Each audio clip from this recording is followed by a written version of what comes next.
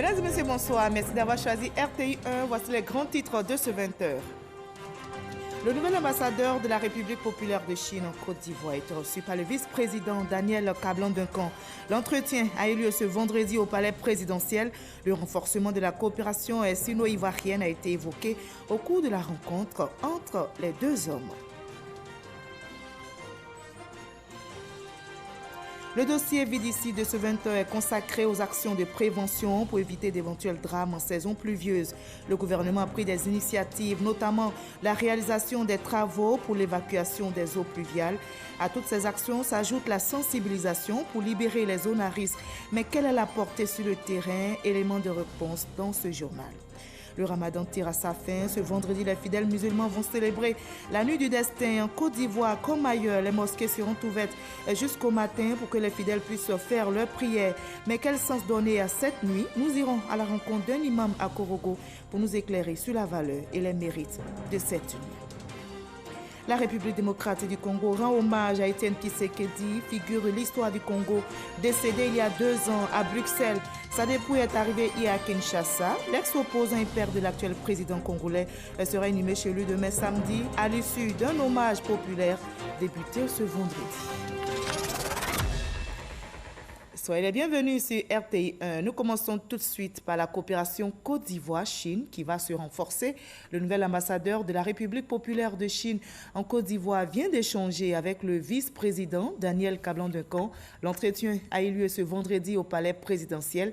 Par ailleurs, le vice-président ivoirien a reçu un émissaire du président mondial de l'Église de Jésus-Christ des Saints des derniers jours. Le reportage de Viviane Aimé.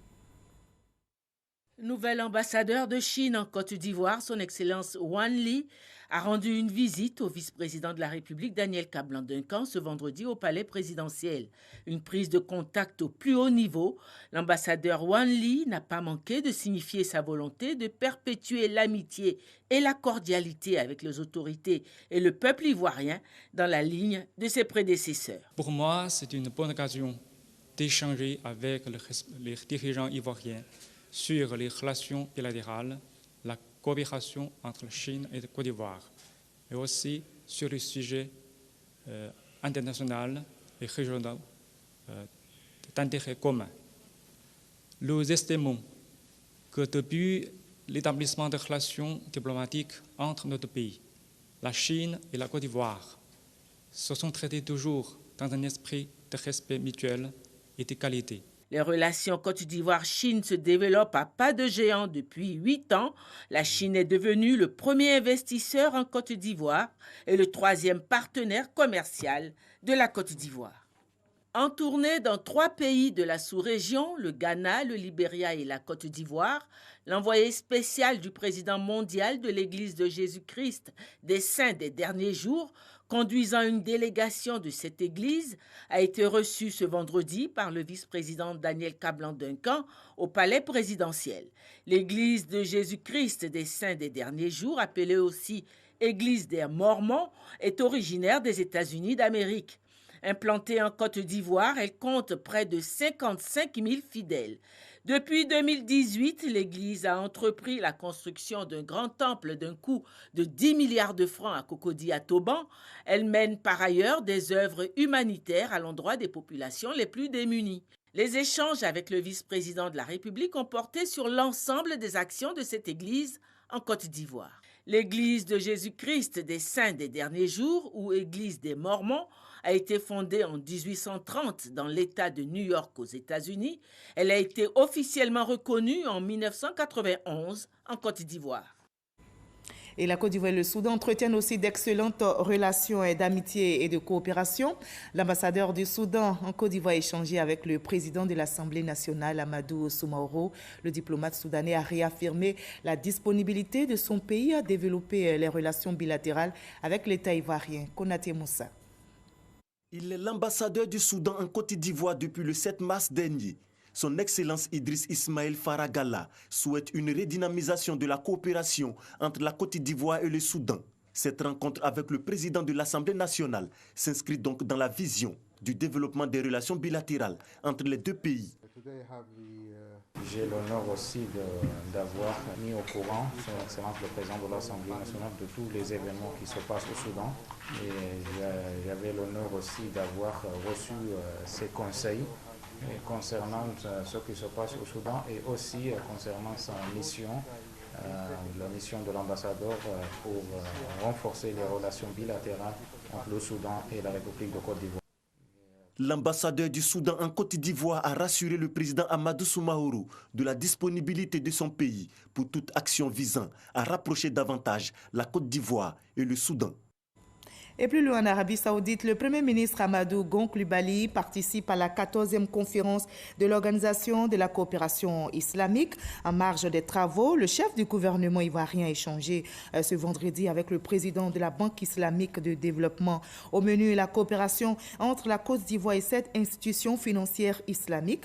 Le financement de nouveaux projets dans le domaine de l'enseignement supérieur a été évoqué. Je vous propose l'intervention du Premier ministre Amadou Gon Coulibaly au micro de notre envoyé spécial Mama Traoré depuis l'Arabie Saoudite. Nous avons évoqué de manière plus particulière les travaux que nous devons faire donc ensemble pour améliorer le taux de décaissement des projets BID en Côte d'Ivoire. Je suis heureux d'annoncer que la BID détachera un expert à Abidjan aux côtés du ministère donc, du Plan pour aider à accélérer toutes les procédures pour que le décaissement des projets BID s'améliore. Nous avons évoqué des projets importants pour le pays, l'université de Bondoukou, et ils nous ont dit que de manière diligente, donc ils feront le nécessaire pour que les travaux puissent commencer rapidement. Nous avons soumis également la question de l'université d'Odiéné, pour laquelle nous soumettrons d'ici la fin de l'année un projet. Et ce projet permettra dès l'année prochaine donc, que l'on puisse travailler au financement et on espère qu'au cours de l'année prochaine, la première pierre donc, de ce projet sera également donc, posée. Et nous avons surtout remercié également la BID pour le financement important de la baie de Cocody, puisque c'est la BID qui finance le pont à Auban, c'est la BID qui finance les échangeurs de l'Indénié, c'est la BID qui finance la coulée verte et le barrage écriteur. Donc c'est important, c'est le financement d'environ 280 millions de dollars US au niveau de la Banque islamique de développement. Donc c'est un entretien très positif donc, qui s'est déroulé donc, de manière conviviale. Et je voudrais à nouveau saisir l'opportunité pour remercier le président de la BID au nom du chef de l'État. Le Burkina Faso renforce aussi son partenariat avec la Côte d'Ivoire dans le domaine de la formation. L'Institut des sciences et techniques de l'information et de la communication du Faso s'inspire du modèle ivoirien en termes de formation dans le domaine de la communication.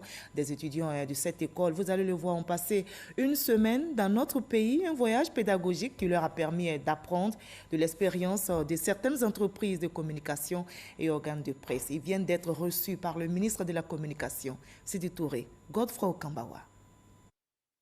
Ils sont en Côte d'Ivoire pour une immersion pédagogique dans des entreprises du secteur de la communication et des organes de presse. Ces étudiants de l'Institut des sciences et techniques de l'information et de la communication du Burkina Faso en visite pour s'imprégner de certaines réalités liées à leur domaine de formation. Reçue par le ministre de la Communication et des Médias, la délégation burkinabé, conduite par le directeur général de l'Institut, veut s'inspirer du modèle ivoirien afin de mutualiser les formations. Une attente forte qui a été exprimée, c'est celle de pouvoir permettre qu'il y ait des échanges en termes d'immersion beaucoup plus dans des délais assez grands des étudiants des différents instituts. Donc nous allons regarder ce point de façon très pratique. Ceci est de bon augure par rapport au renforcement des relations qui existent fort heureusement entre le pays frère du Burkina Faso et la Côte d'Ivoire. Nous avons entendu l'une des observations des étudiants qui va dans le sens des échanges d'étudiants entre les deux pays. Ce sera un élément que nous allons intégrer dans le programme à développer dans le cadre du traité d'amitié et de coopération entre nos deux pays et les deux directeurs se sont engagés à travailler là-dessus. La trentaine d'étudiants a pu s'enrichir de la qualité de la formation dispensée à l'ISTC Polytechnique d'Abidjan. Un partenariat entre ces deux instituts qui s'inscrit dans le cadre du traité d'amitié et de coopération entre la Côte d'Ivoire et le Burkina Faso dans son volet communication. La direction des stratégies de la planification du ministère de l'Éducation nationale, de l'enseignement technique et de la formation professionnelle vient d'initier les assises de la Commission nationale de la carte scolaire 2019. La cartographie scolaire au titre de cette année a été présentée au public. Les besoins prévisionnels pour les années scolaires 2020-2023 ont été abordés, comme nous l'expliquent Christelle Bédéga et Godefroy Kambawa. 107 nouveaux collèges et 4164 salles de classe pour le préscolaire et le primaire, des infrastructures que le ministère de l'Éducation nationale, de l'enseignement technique et de la formation professionnelle prévoit construire d'ici à 2023. Il s'agira de résorber les problèmes d'accueil des apprenants dans le système éducatif. Pour une visibilité des acquis, la Côte d'Ivoire s'est engagée depuis 2014 dans la mise en œuvre d'un système d'information et de géolocalisation des établissements scolaires. Aujourd'hui, nous avons un nouvel outil qu'on appelle SIG carte scolaire qui nous permet de faire le travail avec célérité. Et ce travail est fait avec célérité en ce sens-là que nous n'aurons plus duré à faire les commissions de carte scolaire au niveau national. Le système d'information géographique de la carte scolaire vise à évaluer et déterminer les zones d'action prioritaires pour la réorganisation du réseau scolaire. Une vision qui s'inscrit dans le plan d'action sociale du gouvernement. Ce programme social, en ce qui concerne notre secteur, induit une accélération de la scolarisation et une rationalisation accrue de l'implantation des infrastructures scolaires sur toute l'étendue du territoire. Cette rationalisation de l'offre d'éducation doit permettre aux régions et aux collectivités et aux localités les moins desservies par le réseau scolaire de bénéficier en priorité de projets de construction et de réhabilitation de salles de classe. Cette rencontre s'inscrit dans le cadre des assises de la Commission nationale de la carte scolaire 2019. Des ordinateurs et des exemplaires de la cartographie scolaire ont été remis aux 36 directions régionales en charge de l'éducation nationale. Voilà, je vous livre à présent ce communiqué qui vient de nous parvenir. Il émane du gouvernement ivoirien et porte sous la flambée des prix de la viande dans le district autonome d'Abidjan. Depuis le 22 mai 2019, les chevillards, membres du collectif des bouchers de Côte d'Ivoire, observent une grève suite à l'application des conditions d'exploitation du nouvel abattoir moderne de Port-Boué. Cette grève a entraîné une pénurie de viande sur les marchés du district autonome d'Abidjan, suivie d'une flambée des prix. En vue de trouver des solutions immédiates et à moyen terme à cette situation, une rencontre s'est tenue à la primature le vendredi 31 mai 2019 sous la présidence du directeur du cabinet du Premier ministre. Au terme de cette rencontre, il a été décidé la suspension temporaire de l'application des nouveaux tarifs d'abattage, y compris les taxes d'abattage et d'inspection sanitaire, pour une période transitoire d'1 mois à compter du 1er juin 2019. Pendant cette période transitoire, un groupe de travail est mis en place en vue de proposer au Premier ministre un nouveau tarif d'abattage consensuel. Ce groupe de travail comprend les représentants du gouvernement, du district autonome d'Abidjan, les acteurs de la filière viande, dont les chevillards et l'opérateur d'exploitation de l'abattoir moderne de Port-Boué. Il est signé de Kofi Aoutou Emmanuel, directeur du cabinet du Premier ministre. Nous sommes en pleine saison pluvieuse. Comment éviter donc les drames en cette période? Le gouvernement retrousse ses manches en initiant une série d'actions pour protéger la vie des populations. Ce sont notamment la réalisation de travaux, la construction et le curage des caniveaux pour drainer les eaux. L'appel est également lancé pour libérer les zones à risque. Mais quelle est la portée sur le terrain? Élément de réponse dans le dossier Vide ici, signé ce soir, Christelle Bédéga et Grace Kando. Parc météorologique de la Sodexam, société d'exploitation de développement aéroportuaire, aéronautique et météorologique. Ici sont regroupés les instruments qui permettent de mesurer le temps et le climat en cette saison des pluies. Les prévisions indiquent des déficits pluviométriques de 7 à 32% par rapport à l'an dernier pour les 3 prochains mois. Il y a une période normale de pluie qui va pour juin, juillet, août pour la partie nord et la partie sud du pays.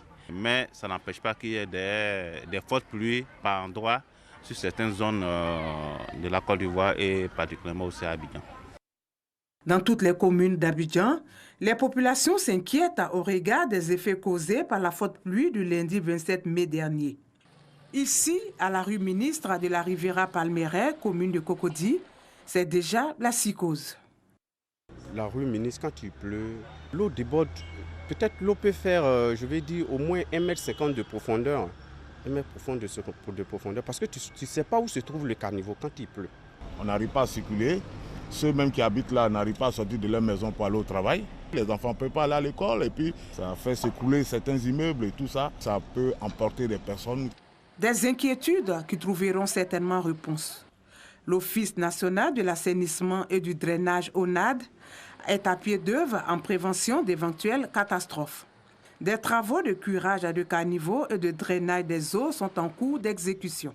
Les dispositions qu'on prend pour gérer les pluies, c'est qu'avant la saison des pluies, tous ces orages qui sont conçus pour juguler les eaux de pluie, on fait ce qu'on appelle le curage. Parce qu'ils doivent fonctionner de façon optimale.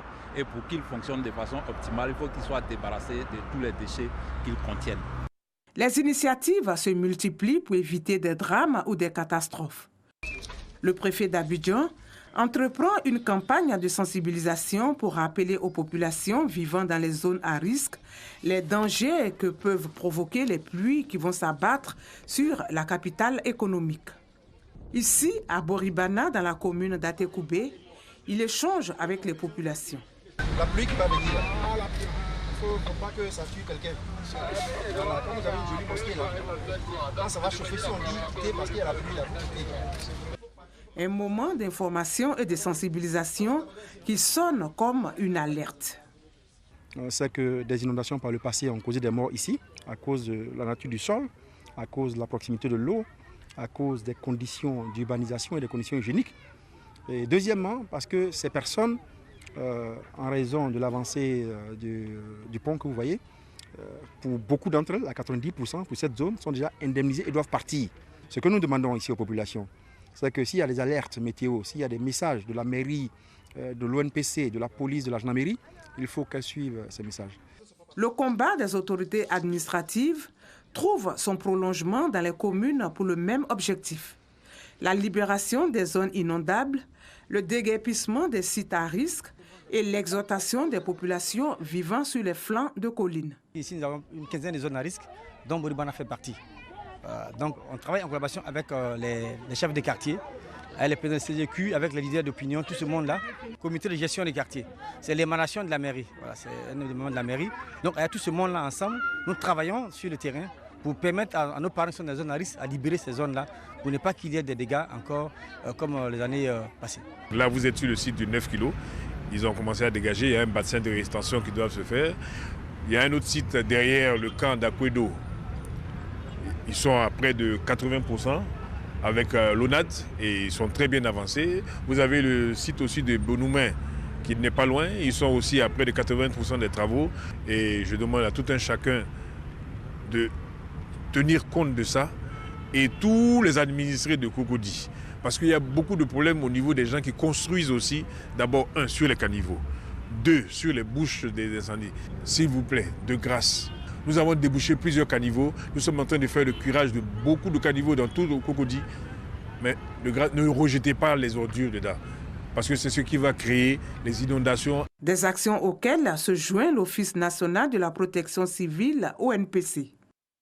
Le message principal qu'on lance aux gens, c'est de faire en sorte que quand on leur dit ce lieu est dangereux, parce qu'il va pleuvoir, le coin sera inondé, il faut qu'ils quittent. La sensibilisation s'étend sur l'ensemble du territoire.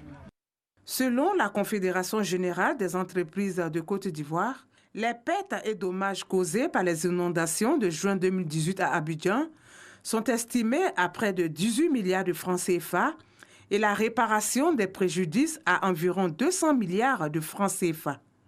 En Côte d'Ivoire, aucune disposition au niveau des sociétés d'assurance ne prend en compte ce type de catastrophe naturelle. Il n'y a aucun mécanisme, que ce soit du côté des assureurs seuls ou bien un mécanisme entre l'État et les assureurs qui permet ces gens l'indemnisation. Mais je crois que les études ou bien les réflexions aujourd'hui sont en cours, tant au niveau de la profession de leurs assis et que tant au niveau de la direction des assurances pour mettre en place un mécanisme qui va nous permettre de venir en aide aux sinistrés des catastrophes naturelles comme les inondations que nous connaissons. La saison des pluies 2019 a déjà enregistré de fortes quantités de pluie qui ont causé des pertes en vie humaine et de nombreux dégâts matériels.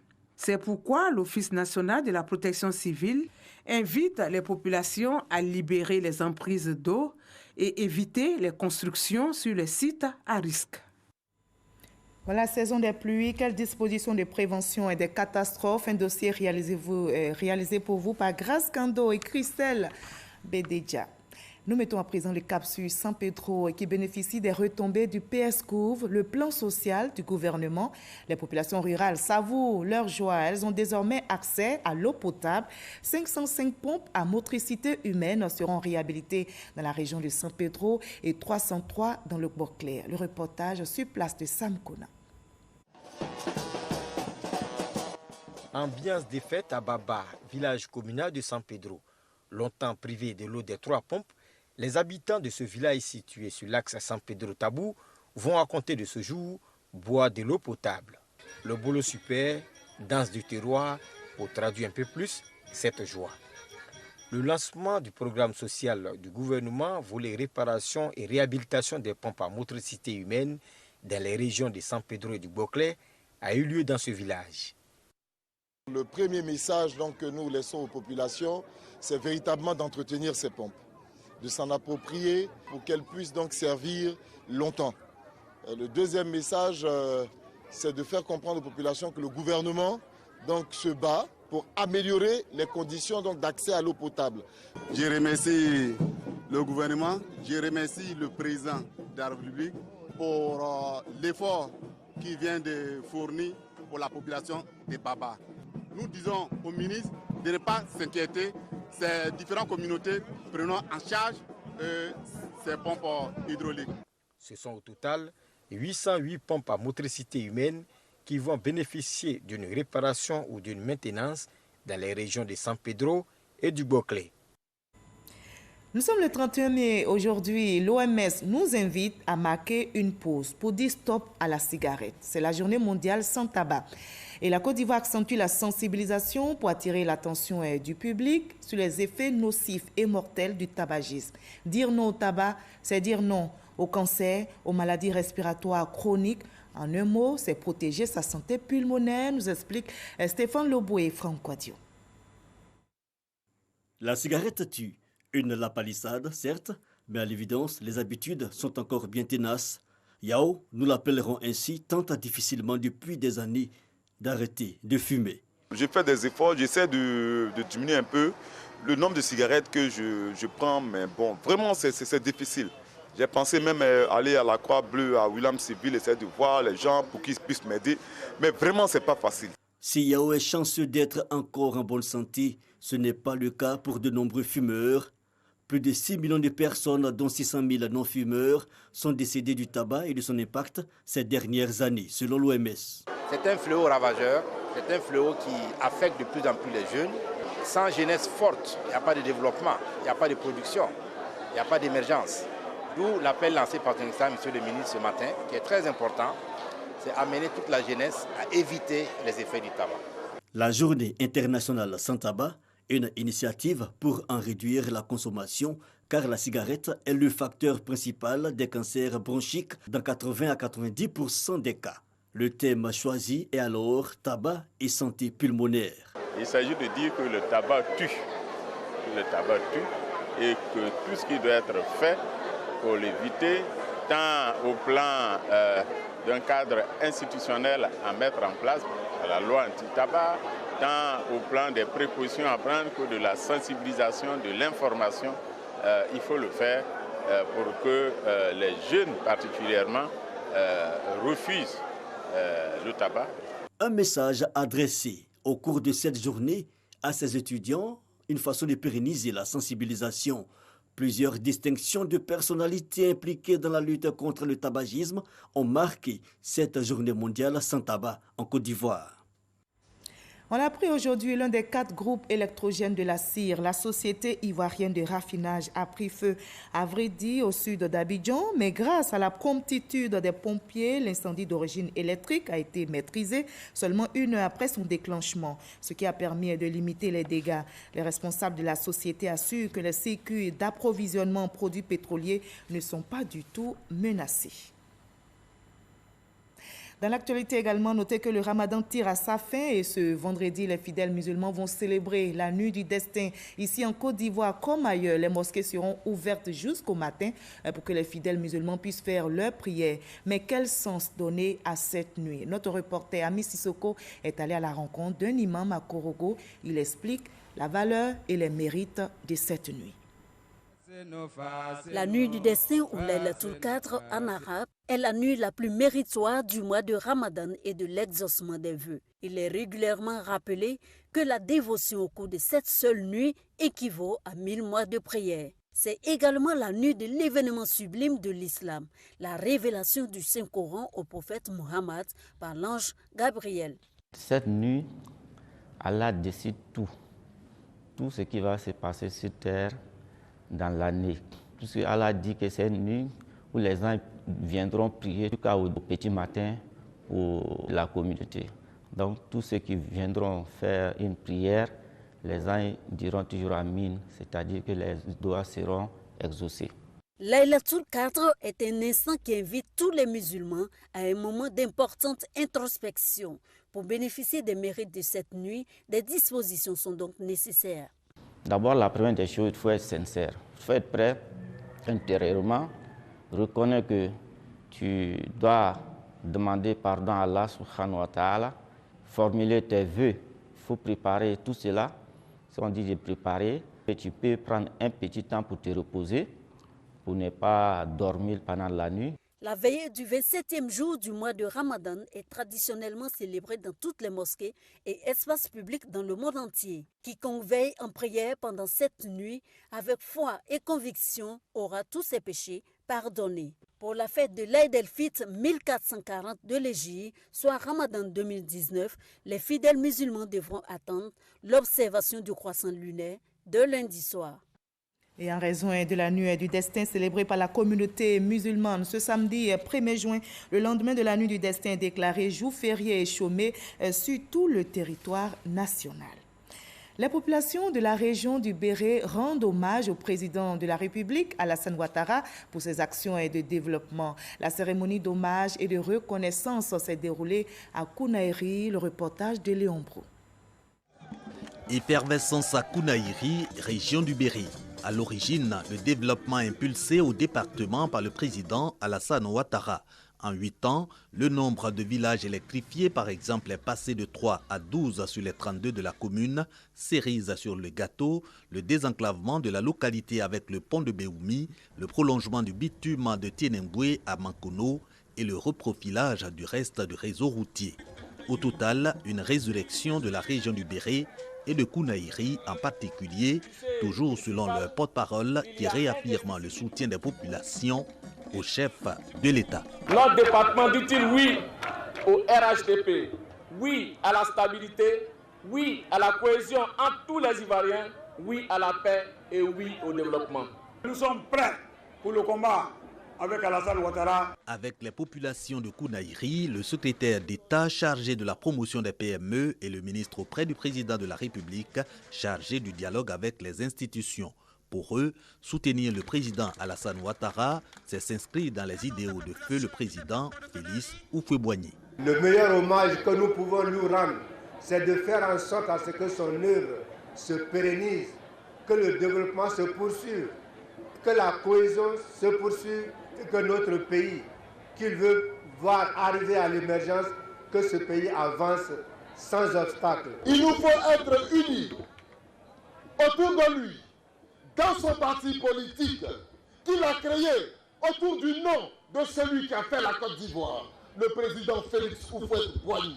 Pérenniser les acquis du RHDP et du président Alassane Ouattara, dans cette veine ont été installés le nouveau maire de Kounaïri et le mouvement Les Messagers d'Amadou Gon Coulibaly, le Premier ministre qui, faut-il le noter, est le haut patron de cette journée d'hommage.